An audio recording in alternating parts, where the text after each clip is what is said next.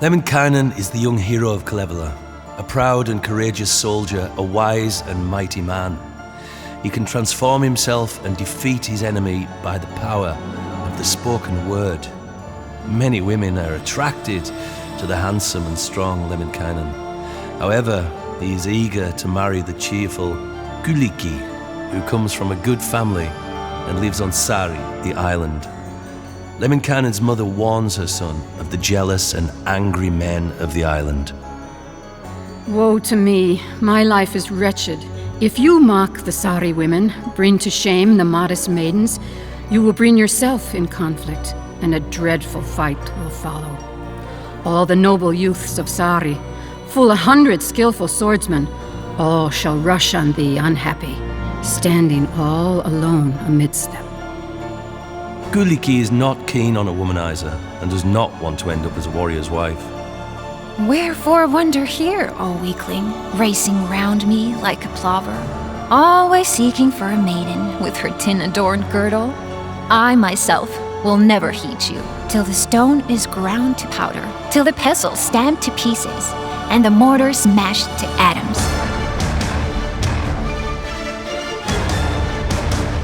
Lemminkäinen snatches a reluctant Kyllikki. At first, Kyllikki tries to fight back and is driven to despair about being with this worthless man, this fighter and warrior.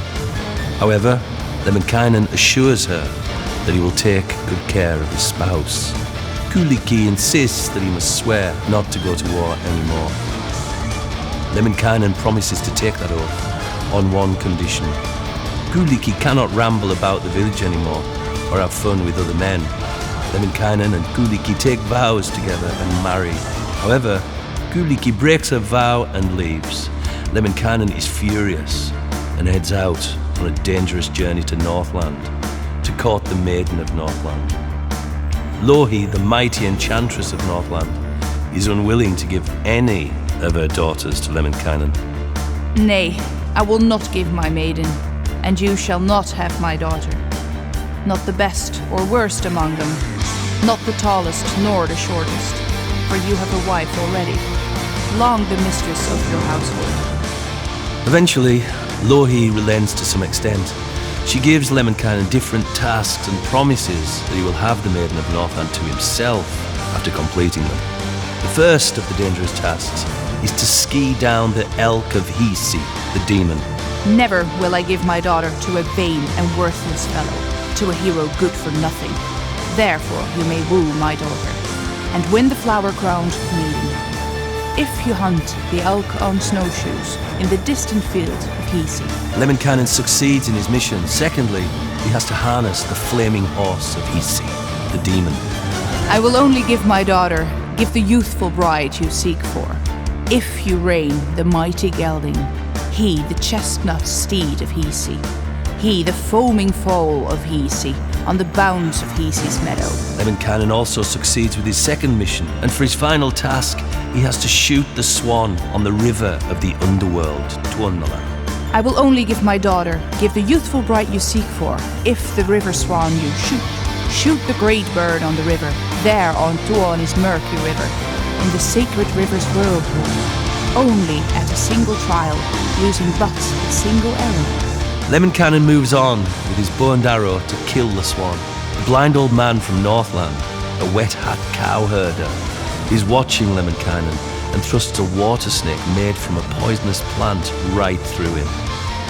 Lemminkäinen's body is hurled into the river of Tuotantoryhmä. The son of Tuotantoryhmä slashes the body thrown into the river into 8 pieces with his saber.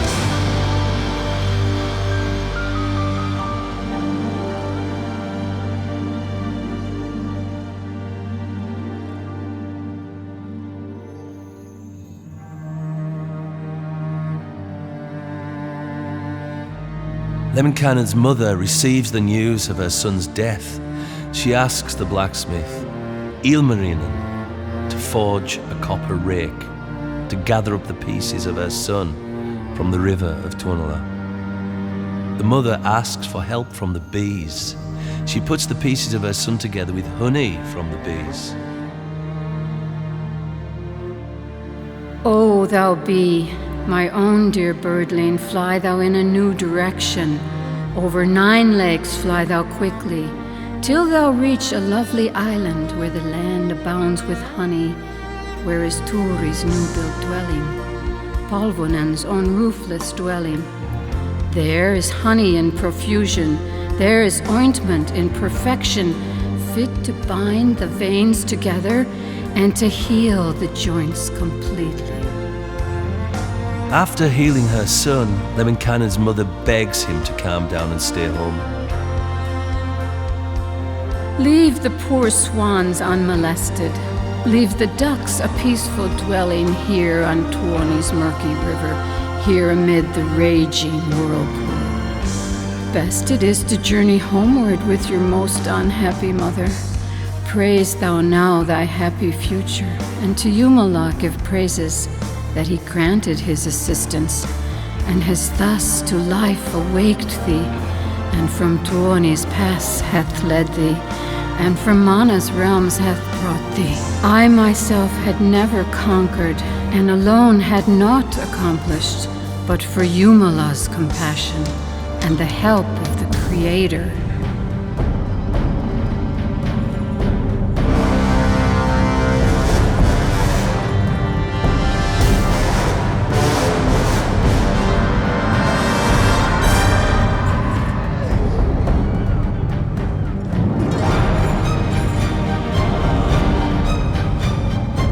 Soon, a wedding is celebrated in Northland, but the troublemaker Lemminkäinen has not been invited.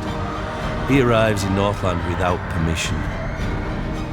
The master of Northland tries to chase the uninvited guest away from the party. Better will not be the banquet, nor the guest provision lessened.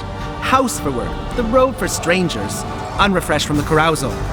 Quit this place, O scamp of Kisi. Haste away from all folks' knowledge. To thy home, O toad the basest. Forth, O scoundrel, to thy country. Lemminkäinen kills the master of Northland in combat and escapes to the island. There, he seduces maids and widows. He notices that the jealous men of the island are sharpening their swords and battle axes to kill him. Lemminkäinen flees back to his home shore and sees only the ruins of his house. The people of Northland have taken revenge by destroying Lemminkäinen's home. Again, the vengeful Lemminkäinen takes off to battle in Northland. This time, he asks his friend Tiera, a masterly spear user, to join him. Tiera has recently married, and the women in the village advise him not to leave with Lemminkäinen.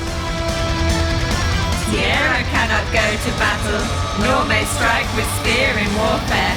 Other duties call for Tiera. He has made a lifelong compact. For a young wife has he taken, as the mistress of his household. But untouched is she at present, uncaressed is still her bosom. Still, Lemminkäinen and Tiera head out towards Northland. Louhi disrupts their plan to battle by freezing the sea of Northland. Oh, my Frost, my boy so little. O thou foster child I nurtured, go thou forth where I shall bid thee, where I bid thee and I send thee. Freeze the boat of that great scoundrel, boat of lively Lemminkäinen, on the ocean's open surface, on the endless waste of waters. Freeze thou too the master in it.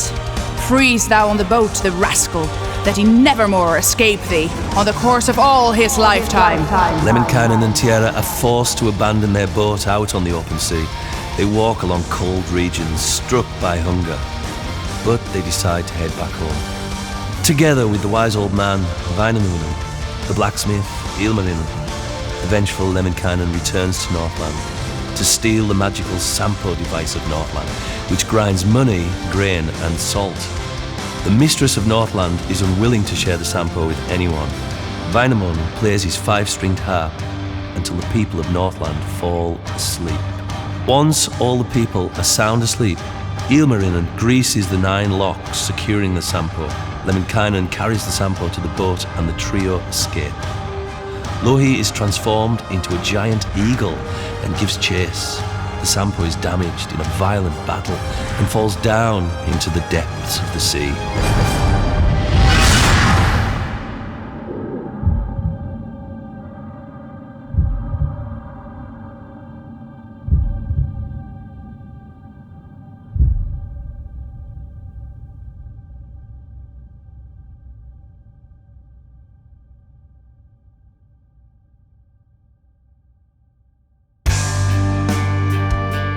different phases of Lemminkäinen's story comprise an essential part of the Kalevala, the national epic of Finland.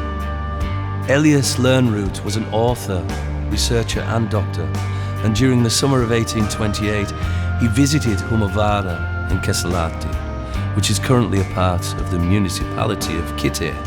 He was starting out on his first journey to Savonia and Karelia to gather poems. His objective was to compile the Kalevala epic. In Hummovaara, Lönnrot met the great rune singer, the peasant Juhana Kainulainen. And over the course of 2 days and 1 night, Kainulainen sang over 50 runes to Lönnrot. Most of them were hunting and healing spells. One of the narrative runes sung by Kainulainen was Lemminkäinen's hymn, which was a basis for the dramatic tale of Lemminkäinen in the Kalevala. The meeting with Juhana Kainulainen made a huge impression on Lönnrot. In his travel memoirs, Lönnrot described the visit to Hummovaara as being an absolute highlight of the journey. Lönnrot continued from Hummovaara to Kitee and to the village of Potasvaara, where he celebrated a wedding with the villagers for 3 days. The roots of Tuomas Holopainen, the frontman of the internationally acclaimed Nightwish, also lie in this same village. Similarly to Juhana around 200 years earlier, Tuomas and many other musicians, singers and songwriters have found inspiration in the local, unique nature, the landscape and people. The Karelian cultural heritage still lives strong.